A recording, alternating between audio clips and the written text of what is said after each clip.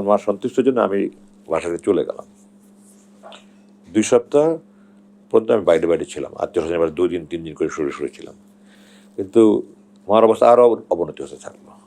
আপনি তো গুম হওয়ার বিষয়ে অনেক অভিজ্ঞতা শেয়ার করেছেন, কিন্তু আমি যেটা জেনেছি যে আপনি কিন্তু গুম এড়াতে পারতেন। মুজিবুর রহমান সাহেব ফোন করে বলেছে যে একটু সতর্ক থাকার জন্য। আপনাকে বলেছেন যে আপনার মা আপনার কাছে বারবার আপনাকে চায়, আপনার মাকে ছেড়ে আপনি কোথায় যাবেন, যা হওয়ার হবে।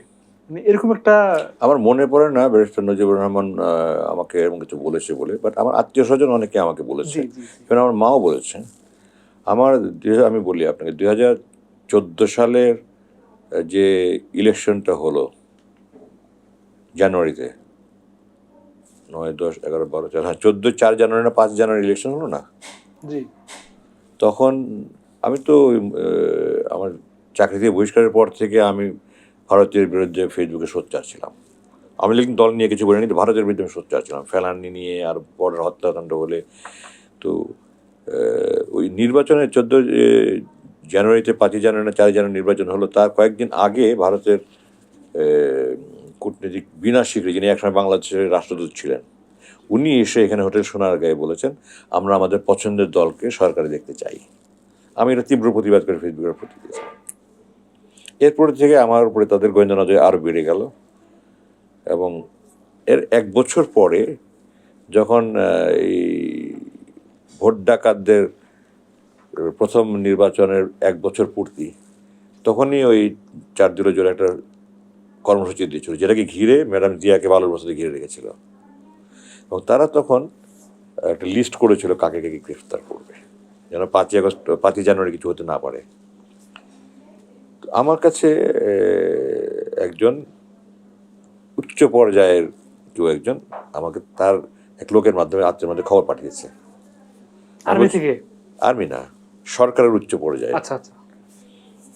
আমি 14 ডিসেম্বরের কথা বলছি। খালেদা জিয়া, ম্যাডাম জিয়া তখন বালুর বস্তা দিয়ে অবরুদ্ধ। আমার কাছে খবর পাঠিয়েছে যে আমি জানি যে সরকার যাদেরকে গ্রেফতার করার লিস্ট করেছে তাদের মধ্যে ওনার নাম উপরের দিকে আছে, তো উনি যেন সরে যায়, আত্মগোপনে চলে যায়।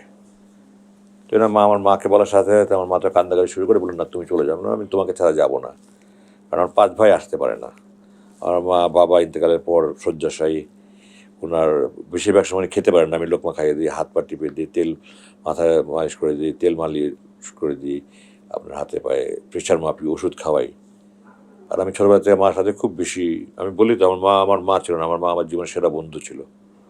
আমার জীবনে যা কিছু করেছে সব মায়ের উৎসাহ, উদ্দীপনার প্রেরণা, সাহস, দোয়া। তো আমি বলছি আমি যাবো না। তো মার জোরাজোরিতেই, মা সন্তুষ্টির জন্য, আমার নিরাপত্তা নিয়ে আমার চিন্তাতে ভেঙে পড়লেন, তখন মা সন্তুষ্টির জন্য আমি বাসাতে চলে গেলাম। 2 সপ্তাহ পর্যন্ত আমি বাইরে বাইরে ছিলাম, আত্মীয় স্বজন এবার 2 দিন 3 দিন করে সরে ছিলাম, কিন্তু মার অবস্থা আরও অবনতি হতে থাকলো। তখন আমি একদিন গভীর রাতে চুপে চুপে বাসায় চলে আসলাম। এটা 15 জানুয়ারির কথা বলছি আমি। গভীর রাত 2টা 3 দিকে চলে আসলাম, এবং এরপর থেকে আমি এখন বাসায় কাজের লোক ছাড়া, একদম খুব নিকট আত্মীয় ছাড়া কেউ জানতো না আমি বাসায় থাকি। আমার ফোন বন্ধ করে দিলাম। আচ্ছা। শুধু ফেসবুক ইউজ করতাম, ইমেল ইউজ করতাম। এটা জানুয়ারি 15 কথা বলছি। জি। যে আমার কাছে আমার দুনিয়া একদিকে, আমার মা একদিকে। তো মার কথা চিন্তা করে আমি চলে আসলাম জীবনের ঝুঁকি নিয়ে, এবং এরপরে বাসায় ছিলাম। আমি জুম্মার নামাজে পড়তে যেতাম না, মসজিদে ওয়াক্তের নামাজ দূরে যেতাম, জুম্মার নামাজে পড়তে যেতাম না।